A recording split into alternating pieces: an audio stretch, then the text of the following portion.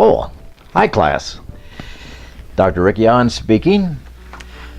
I just want to take some time to give you an overview of what you are about to experience in the next 5 weeks in our course, How We Got Our English Bible. You know, we take for granted what we have in our hands. When I think in terms of the scriptures, I had this nice leather-bound cover. I can go to the Old Testament or the New Testament. I can go from chapter to chapter or from verse to verse. But did you realize there was a time when there were no verses?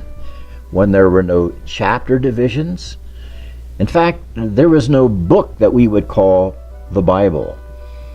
Actually, the Bible was made up of a lot of individual scrolls. And I often imagine what it was like for that shepherd boy down there in Qumran around 1948, I believe it was.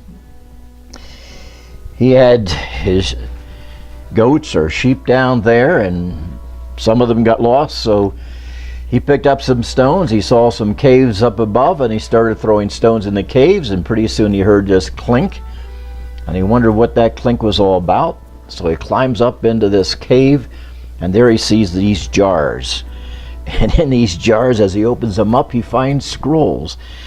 And as he opens those scrolls, he sees writing that, well, he cannot even understand himself.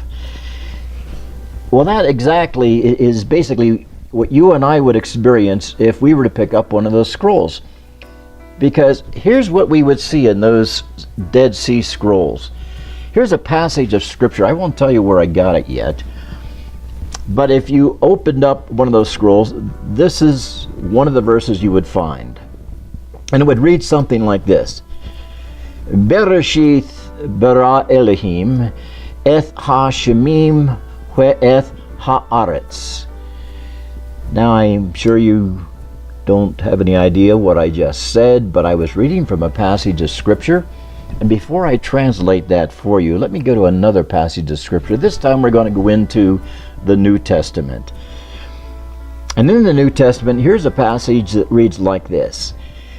Anarche hein halagos, kai halagos hein proston theon, kai theos hein halagos, hutas hein anarche proston theon. Now, doesn't that bless your heart? You probably say, absolutely not. I don't know what you're talking about.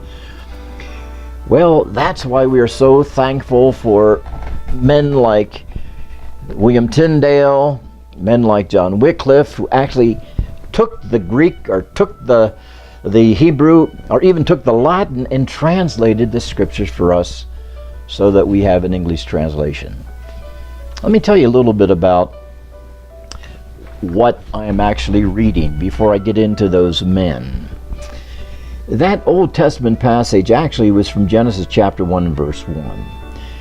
And it reads like this. In the beginning, God created the heavens and the earth. Now it makes sense because you've heard it in your own language. And that New Testament passage of scripture, well, that was John 1 and 2. In the beginning was the Word, and the Word was with God, and the Word was God. The same was in the beginning with God. It makes sense once you can get language that you understand read to you, or you're able to pick up a passage of scripture and read it in your language. Today we have all kinds of Bibles available to us, but I'm so thankful for a man like John Wycliffe. John Wycliffe, back in 1382, gave us the very first English translation. Now, he did not go back to the Greek and the Hebrew. He went to Jerome's Latin Vulgate. But he translated from the Latin Vulgate into English so that people in those days who spoke the English language could understand that God is speaking to me. He has me in his interest, in his mind, and in his heart. I can understand what God is trying to communicate.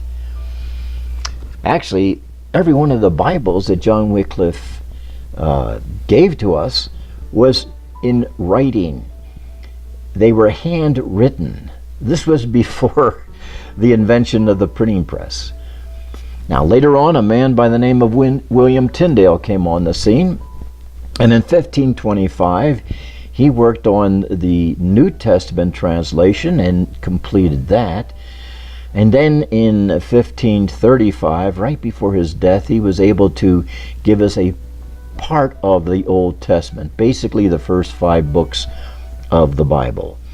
But thanks to men like Wycliffe and Tyndale, you and I can actually experience knowing what God is trying to tell us. And that's what this course is all about. So I hope that you are as excited as I am to go through these next 5 weeks together. I'm on this journey with you, and I'll be praying for you that God will give you the discipline, the wisdom, the insight that only He can give as we go through this together. We'll be talking a little bit later. Thank you.